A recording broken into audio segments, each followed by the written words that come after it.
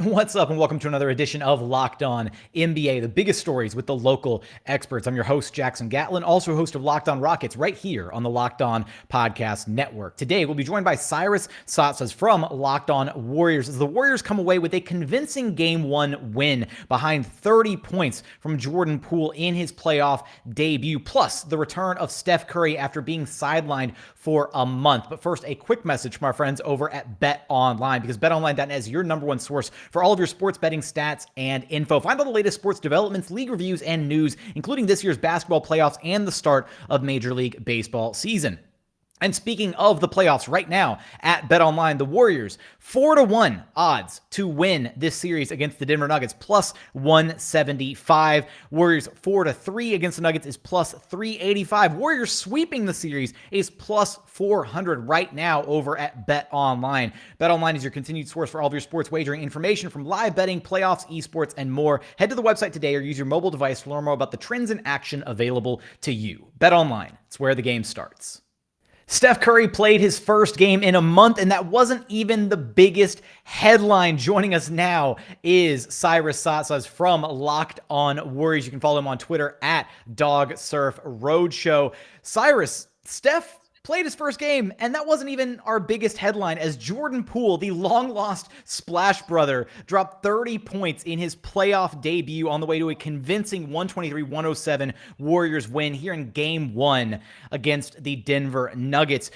Cyrus, just walk me through, what was your reaction to Jordan Poole's performance here to start the postseason series, and just how crucial has he been for this Warriors team this season, having kind of filled the gaps, obviously, right, with Clay not being there to start the season, and then for the past month with no Steph? Just how crucial has he been for this Warriors team? He's been essential. At the start of the season, he actually was almost a detriment. The Warriors started the season 18-2. They were 27-6 after their Christmas Day victory on the road in Phoenix. Very convincing victory at that. But Jordan Poole, again, he finished last season really strong. Preseason, he was strong. So expectations were really high coming in, but he had a slow start. It wasn't like, he wasn't blowing people away. You weren't hearing, like, if the season ended in December, you would not hear any arguments for him winning most improved player like you are now. There's a lot of people pretty outraged over the fact that he wasn't even a finalist for that award, given his impact. But at the end of the season, I believe the 18 of the final 19 games, he scored 20 or more points, including 17 straight. And the one game he didn't accomplish that, he scored 19 and had 11 assists. So he's constantly developing his game. And with Steph out the last month or so, he started taking on that point guard role more, whereas he's normally a shooting guard.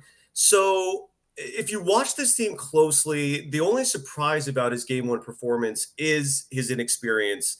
I was personally wondering big time how he was going to respond to the pressure of the playoffs. And look, he led the team in scoring. He was, I believe, 5 for 7 from 3, if I'm not mistaken. He was just lights out. And this kid, you can attribute it really to, at least the number one thing you can attribute it to is his work ethic. Klay Thompson marvels at it. He talks about it a lot. Stephen Curry and Jordan Poole are almost always 1-2 in terms of getting into the building and 1-2 in terms of leaving the building. And you never know which one's going to be the last one. Jordan Poole cares about one thing, and that's basketball. He's incredibly humble. Just a few days ago in a press conference, he talked about the fact that he's just a human being. He did not exhibit ego. He repeatedly emphasized that, I'm no better than anyone else. And that attitude is showing. He's a selfless player. The Warriors have a very strong mantra of, strength in numbers, being that they're a team first organization, especially with their attitude and their style and the schemes that they run. They're number one in the NBA in terms of points off cuts, points off screens. And Jordan Poole is just a player that I really wonder where he's going to be in 3-4 years. But for Warriors fans, it was such a delight to see him light it up. And here's where, look, the one question I have, I'm sorry if I'm talking long here. I'll wrap it up real quick with this. If you're Mike Malone, this is what I'm wondering. He's a great coach, and I'm genuinely wondering what his adjustment is going to be for the Nuggets in Game 2. But I don't know how any coach can properly scheme and properly plan for a lineup that has Stephen Curry, the pool party, and Klay Thompson on the floor together. That is the new Warriors death lineup. The fourth player is Draymond Green. The fifth player is by committee. It could be Andre Iguodala. It could be Andrew Wiggins. It could be Otto Porter Jr. And I just do not know how any team is going to stop that. I mean, they didn't even reveal that lineup until midway through the second quarter in game one. They were trailing by, I believe, a point before all three were on the court together, and they jumped up to an 11-point lead right after, and they never looked back. And that's where we stand with the Warriors. They've got this new kid, Jordan Poole. You know, the new nickname. If you go to Locked On Dubs, that's the Twitter handle for Locked On Warriors. We have a poll right now asking fans what should be the new nickname. There's a third Splash Brother, and Splash Party right now is the early favorite. All right. Well, hey, Splash Party was in full effect in this game for sure. I mean, Jordan Poole had the 17 first half points, I believe. You had Steph Curry make his first, his appearance after being out for a month. And I guess that's our second biggest question here for you, Cyrus. Just how did Steph Curry look being back on the floor? And I know you mentioned kind of just the Warriors like team first mentality and all that. And I think what really stood out is just the fact that you have Steph, who is, one of the greatest players of this generation, one of the greatest players of all time, and he's willing to come off the bench, which isn't something that a lot of star players would be willing to do. They're like, no, if I'm healthy enough to play, like you're going to give me my starting role. And Steve Kerr and company, they brought him off the bench and it worked. Yeah, it was. I personally thought it was a brilliant move. Everyone was wondering what the Warriors starting lineup was going to be. We're still wondering what the starting lineup is going to be for game two. Most likely Steph will come off the bench again, but Steph did attribute his Splash brother, Klay Thompson, as a huge help for him adjusting to coming off the bench. He mentioned how he saw Klay adjust to all sorts of things in his 2.5 years away from the game and his recent comeback.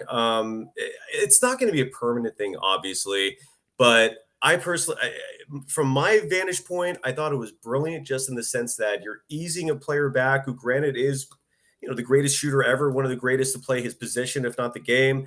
It is weird bringing a player of his stature off the bench, but at the same time, they wanted him on a minutes restriction. So by bringing him off the bench, they were able to basically play him 6 minutes per quarter. That was the strategy. And the best metaphor I can say about Steph coming back from being a month off is, I mean, you're in Houston, so I don't know if you would understand this metaphor or not, but if you're a skier or snowboarder, just because I lived near Houston for a couple of years, and that's flat. That is flat country. There's no mountains nearby unless you're going up to Colorado, and that's a long drive. But if you're a skier or snowboarder and you haven't gone up in the mountains for a few years and you decide to go down, it takes you a good half day or so to kind of get your footing back, to get your groove. And that was Stephen Curry. He was rough in the first half. He wasn't even putting up shots initially. Of course, every team, including the Nuggets, double him at all costs, which is a huge reason why Jordan Poole had the big game, is because so much attention is always geared towards Stephen Curry. He just has that gravity when it comes to defenders. And by the second half, you could tell he was starting to get back into his flow. He was starting to hit threes, and it all just worked out. And we'll see how this goes. Now, on the kind of flip side, right, we move away from the trio, the new Splash Brothers trio. I apologize. What was the new nickname that we just designated this trio? The Splash Party. There we go. All right, so we've got Pool Party, we've got Splash Party, we've got too many splashy nicknames around here. But let's move to the other side of the ball here for a moment, Cyrus. Draymond Green, Kevon Looney played some pretty solid defense, all things considered, on Nikola Jokic.